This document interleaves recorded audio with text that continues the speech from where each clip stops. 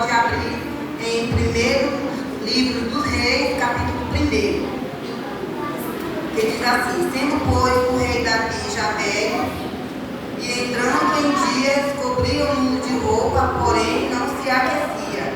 Então disseram-lhe os seus servos: busquem para o rei, meu senhor, uma moça virgem que esteja perante o rei, e tenha cuidado dele, e durma no seu seio, para que o rei, meu senhor, se aqueça.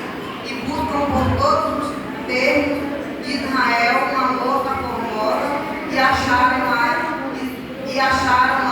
Abisaque, sunamita, e trouxeram ao rei. E era a moça sobremaneira formosa, e tinha cuidado do rei, e o servia, porém o rei não a conheceu. Irmão, eu leio esse texto pedindo a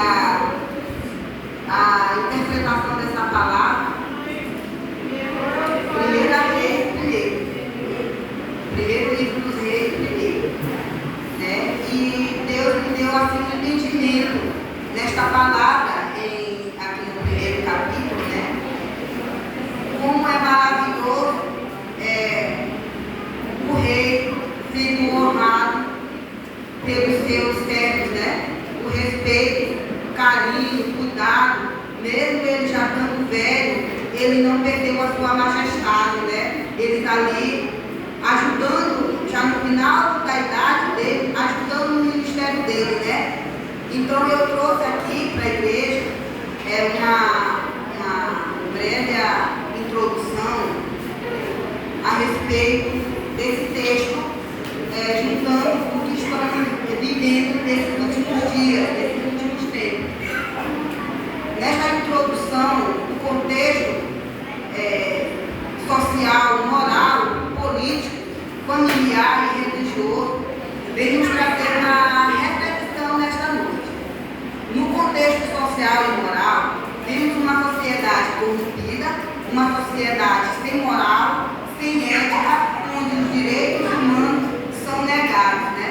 Então nós vemos aí que nós estamos sendo afetados por leis, né? Que estão tirando os nossos direitos, né? Como a irmã orou pelos nossos enfermeiros, né? Pedindo reajustes salariais. Por quê, irmão? Porque a sociedade ela tem tirado os direitos humanos. Nós, seres humanos, temos perdido os nossos direitos, né? E assim é que tem acontecido na nossa nação. E não é só aqui. Nós temos nos jornais as notícias, muitas pessoas pobres, países com fome, né? Sem ter o que comer e em muitas oportunidades estragando alimentos. A gente vê mesmo aqui no São Paulo, quando a gente passa aqui no São Paulo, tanto de desperdício de alimentos, né? Quantas vezes a gente não tem condição nem de comprar um tomate, uma cebola e lá se estragando. Isso é na nossa sociedade, né? E no contexto familiar, nós temos visto também muitas famílias sendo destruídas. Sabe por quê? Por causa de um bom relacionamento, né? Pois a primeira constituição criada por Deus foi a família, né? Nós vemos que no contexto moral, político, nós vemos a vida de José, né? Quando José foi governador, né, daquela província, né? Ele soube administrar aquela nação, aquela cidade, aquela região, aquele espaço onde foi cabível a ele, né?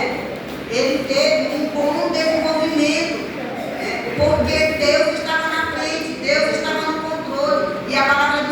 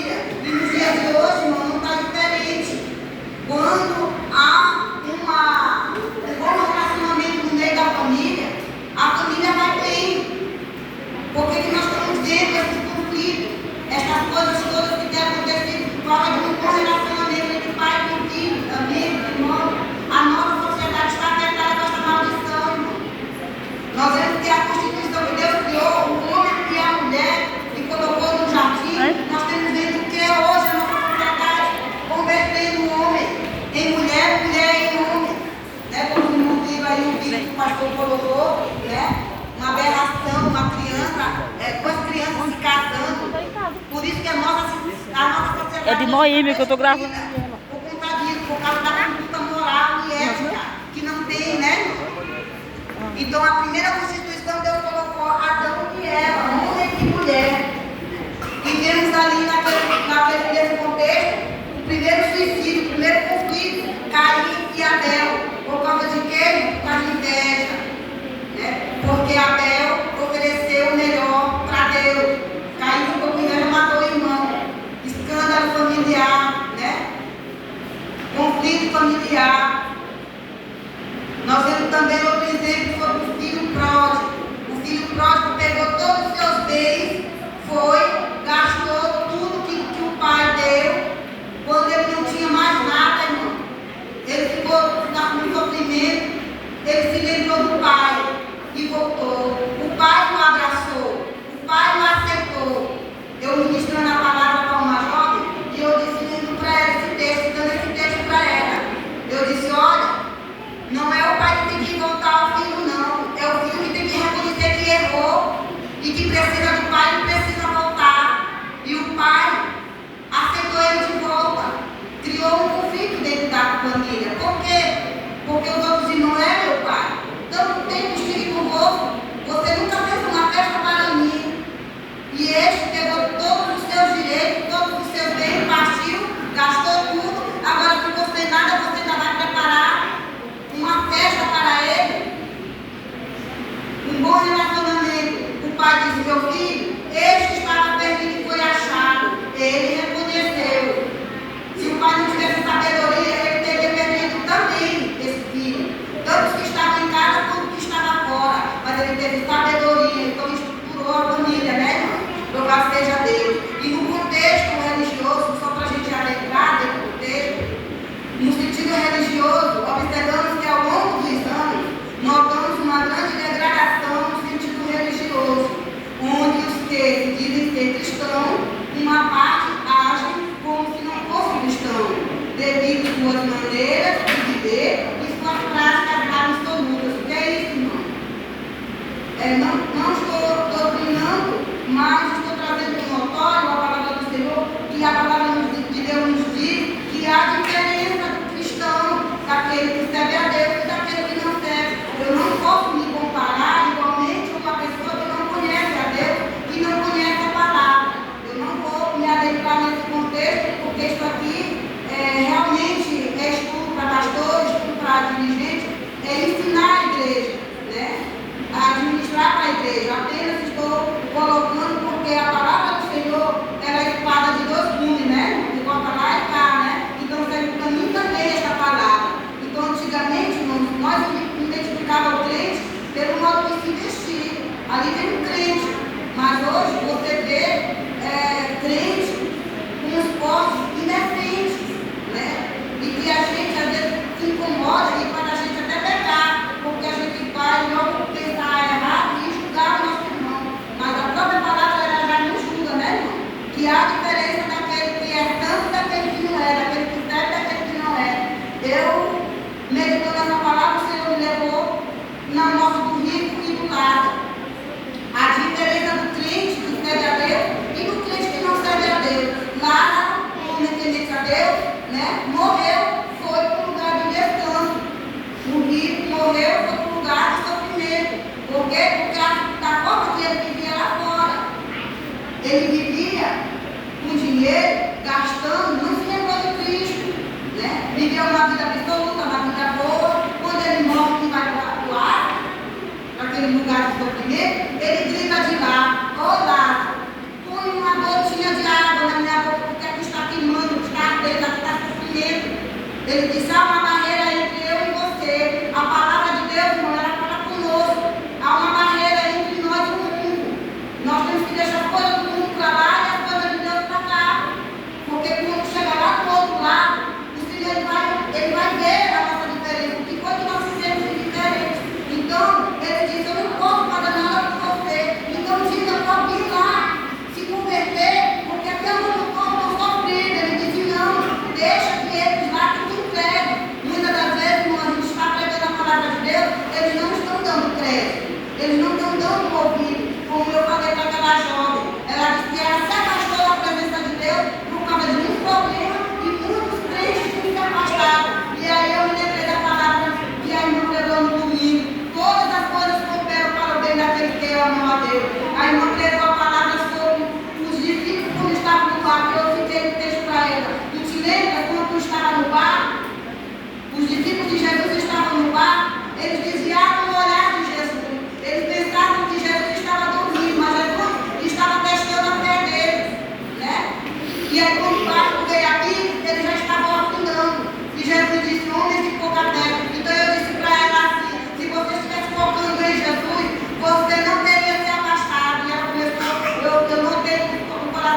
chegou aqui. Senhor. Né? Pai Senhor. Então, muitas das vezes, as pessoas não ouvem a palavra do Senhor, não dão crédito à palavra do Senhor e duvidam, né, irmão? E aí, quando está no sofrimento, só a misericórdia do Senhor. Né? Então, isso aqui foi só uma introdução da palavra. O contexto da palavra que nós lemos aqui, em 1 Reis, trata da história de Davi na sua velhice, né? E o reinado de Salomão, né?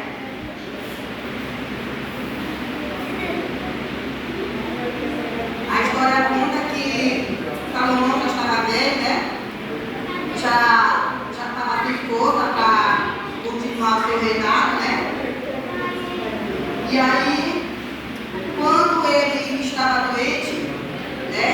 Irmãos, eu meditando, eu gosto muito de analisar o texto que eu estou ministrando para me tirar uma lição de vida para mim e também que possa servir para a igreja. Ali, os irmãos sabem que Adonias era o filho de Davi com Agite, né? Então ele era um rapaz também bonito, né? Inteligente, formoso, né? Mas ele ali, irmão, ele estava com uma expectativa muito forte. Ele ajuntou uma parte dos servos de Davi e foi festejar seu próprio reino. Ele foi se autopromover rei. Irmão, quando Deus tem promessa para você, não tem quem te tire. A promessa é tua. Pode vir o que vier, depois de se levantar. A promessa é tua e ninguém vai tomar. Então ali eu pude observar, né, dois grupos de pessoas, aqueles que estavam do lado de Adonias e aqueles que estavam do lado de Davi. Quando Davi soube, né, o texto vem nos dizer, eu não vou me aprofundar muito, né, o texto vem nos dizer, do capítulo 1 até o último verso aqui do capítulo, o 53, vem nos dizer, né, como pode meditar, que ele agrupou aquele grupo de pessoas para ir adiante dele festejar. Por quê? Porque ali ele estava observando que Davi já estava velho, não podia mais fazer nada, ele estava novo, então ele ia tomar o lugar do pai, não é assim. E nós vemos hoje, dentro desse contexto social aqui, que os pais, antes de morrer, os filhos já estão tomando o que é do pai. Né? Assim aconteceu com Davi. O filho já estava tomando poder antes do pai morrer. E ele não sabia que a promessa era para Salomão. Quando Natan soube, foi falar com a mãe de Salomão e perguntou para ele: você está sabendo que Adonias está sendo rei e nem a mim convidou e nem os outros também convidaram, nem a Salomão, seu irmão também? Aí ela foi lá, a esposa dele, a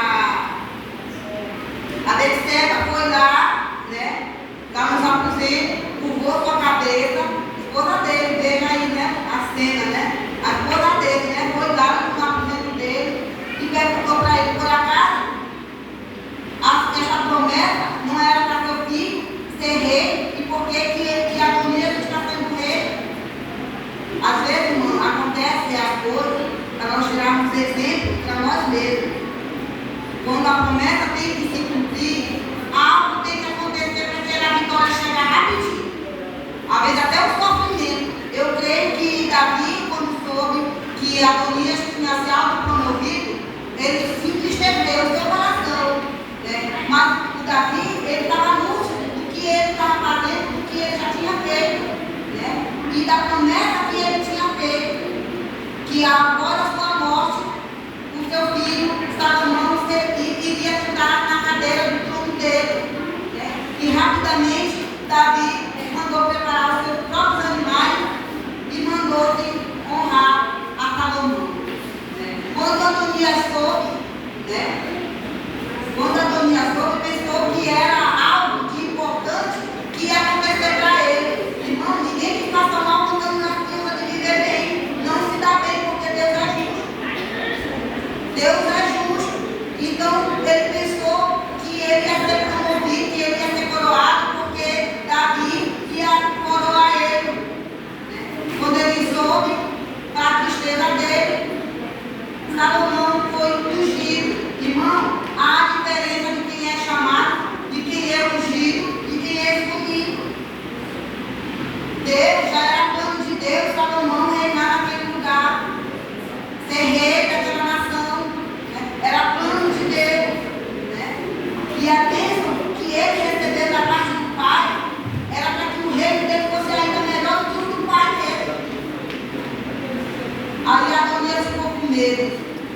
né?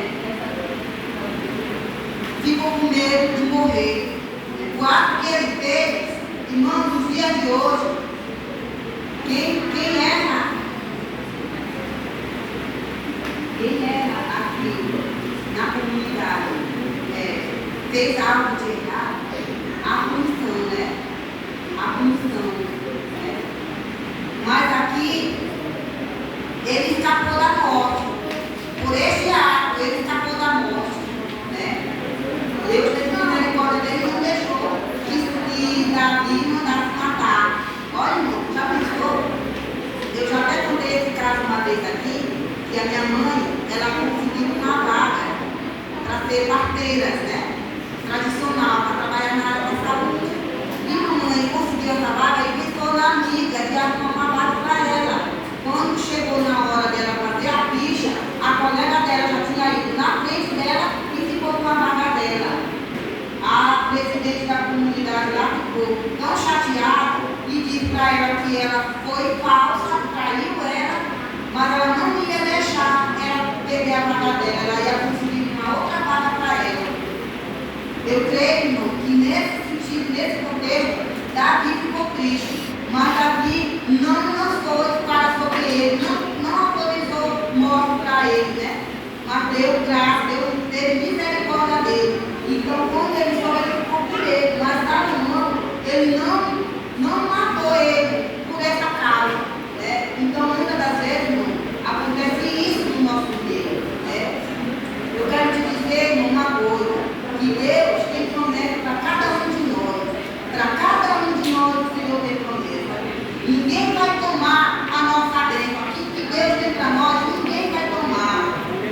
Quando Davi soube que Adonias estava sendo rei, logo apressadamente ele mandou ungir. Será que se Davi não tivesse pessoas do lado dele para avisar, será o que teria acontecido, né? Que se Davi tivesse morrido, né, antes de empossar o rei Salomão, antes de ungir o rei Salomão, o que teria sido? Mas Deus sabe o que faz, né? Deus não ia permitir, porque a promessa era para Salomão. Salomão ele foi ungido por Deus. Louvado seja o nome do Senhor. Quando alguém, irmão, planeja algo contra nós, Deus ele está vendo. Não tem como, às vezes fica oculto aos teus olhos, mas aos olhos do Senhor não fica não, porque Deus ele vê. Então Adonias pensou que ele estava fazendo isso e ia ser glorioso, ia ser, né, exaltado. Ele foi humilhado. Por quê? Porque aquela população todinha que se voltou contra ele ficou sabendo que não era ele que era o rei. Que vergonha, né? Que vergonha, né? Porque aí o povo começou a gritar: viva o rei, né?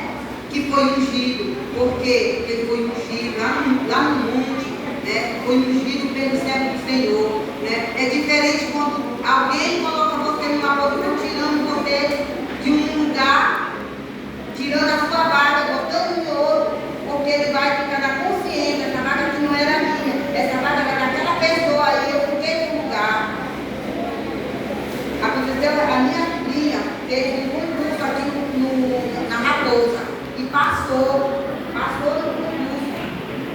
Quando ela foi procurar a vaga dela, já tinha outro na vaga dela, perdeu a vaga porque colocaram outro. Isso acontece, irmão, na nossa sociedade, acontece na nossa vida, no nosso dia a dia, né? Eu vou ser o nome do Senhor. Hoje, ela é contratada e não contratada porque ela passou no concurso, mas alguém lá dentro ficou com a vaga dela, né? Então, Deus, ele é amor, mas ele é justiça, e um dia ele vai fazer justiça com todas as coisas, que vai ser o nome do Senhor. Então, a promessa se cumpriu, né? A promessa se cumpriu. Então, há diferença de quem é ungido e quem é escolhido. Por isso, Salomão, por isso Adonias ficou com medo de Salomão matar. Mas não parou por aqui não. Adonias, ele tinha inveja de Davi, ele tinha inveja de Salomão, ele tinha inveja do que aconteceu em todo o desenrolar do reinado de Davi, né? Ele tinha inveja, sabe por quê, irmão? Porque depois que Davi morre, depois que Davi começa a derramar as bênçãos sobre Salomão, né? cresceu a inveja no coração de Adonias. Olha, irmão, às vezes você está sendo abençoado, aquele seu amigo que está do teu lado fica com raiva de você, porque você está sendo abençoado. Assim aconteceu com Salomão e Davi. A inveja dele cresceu tanto que após a morte do pai, né, ele não pôde ficar com o reino ainda vivo, né? Ele fez um outro atentado. Qual foi esse atentado? Desejou a mulher que cuidava do pai dele. Foi lá onde a mãe pediu para a mãe de Salomão ir falar com Salomão. Salomão, no seu estado de majestade, né, de rei, ali no seu aposento, ela foi lá, né, meu filho, Adonias me pede, né, para que você dê avisar em casamento com ele. Aí ele, muito sábio, entendido, inteligente, né? Ele disse: a senhora não quer também o rei, que eu dei o rei? Eu prometo que nesta noite ele morrerá. A recompensa dele foi a morte, porque Deus, ele conhece o coração do homem. Não adianta o inimigo planejar coisa contra o servo do Senhor, porque a palavra do Senhor diz assim: que ai daquele que faz os pequeninos do Senhor tropeçar. Ai daqueles que planejam mal contra os meus servos, mas deve que você não tem um dom. Você tem um dom, você tem que cuidar de você, porque o nosso Deus, ele não dorme. Nosso Deus, ele nem cochila. Se Jesus tivesse dormido realmente no barco, como diz a expressão, teria morrido todos eles no barco, tinha afundado, tinha morrido, tinha se apagado tudo. Mas o nosso Deus, ele não dorme e nem cochila, o Deus de Israel. Deus não permitiu que Adonias fosse servir de atropelo na vida de Salomão, porque a promessa era para ele, que foi ungido foi ele. Eu quero te dizer que o Senhor te ungiu nesta noite, para você exaltar e adorar o nome do Senhor. Cada um de nós, do menor ao maior, do que está lá na porta, do que está no culto, nós somos ungidos pelo Senhor. O Senhor nos escolheu para estar na casa dele. Se não fosse o Senhor ter nos escolhido para estarmos aqui, nós não estaríamos aqui. Talvez nós já estaríamos na terra do silêncio, mas Deus nos escolheu para adorar o nome do Senhor nesta noite. Louvado seja o nome do Senhor.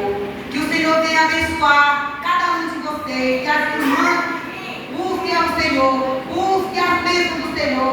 Aquilo que o Senhor te prometeu, pode ter certeza que Ele vai cumprir. Ele é fiel e justo para cumprir com a sua palavra. Ele prometeu que ia fazer com Salomão e ele fez. E a Bíblia diz que foi próspero o seu reino. Mas por quê, irmão? Porque ele andou na presença. Ele fez o que a palavra do Senhor ordenou. Ele não se desviou, ele não transgrediu. E por isso ele prosperou. Muitas das vezes nós não prosperamos, irmão, por causa dos nossos erros que são tantos, as nossas falhas, as nossas acusações.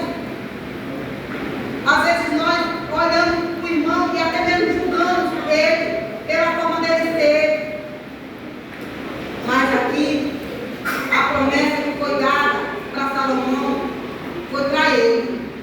E ele reinou esses anos que Deus deu para ele. Ele fez a obra do Senhor. Nós vemos que nos livros do salmista, do salmo, nós vemos a quantidade de palavras descritas neste salmo, neste provérbio, tudo escrito por ele, como muito sábio, e que serve até para os dias de hoje. No tempo quando eu estudava, a professora mandou a gente fazer uma redação, né? E eu não sabia nada. E eu peguei a Bíblia e comecei a escrever a mensagem da Bíblia. Comecei a escrever os versículos, comecei a escrevi uma folha, 2 folhas e levei. Cheguei lá e eu tirei 10.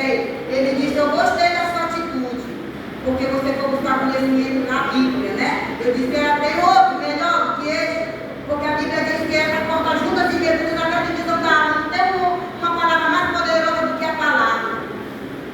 Então ela é mais penetrante, né, do que a espada, né? Ela vai no profundo, ela vai na alma. Ontem o louvor que as irmãs estavam louvando aqui, eu senti a presença do Senhor e comecei a chorar.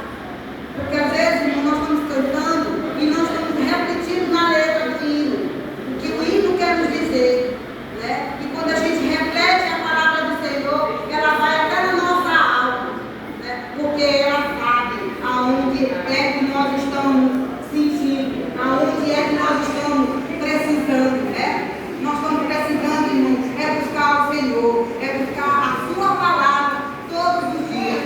Louvado seja o nome do Senhor.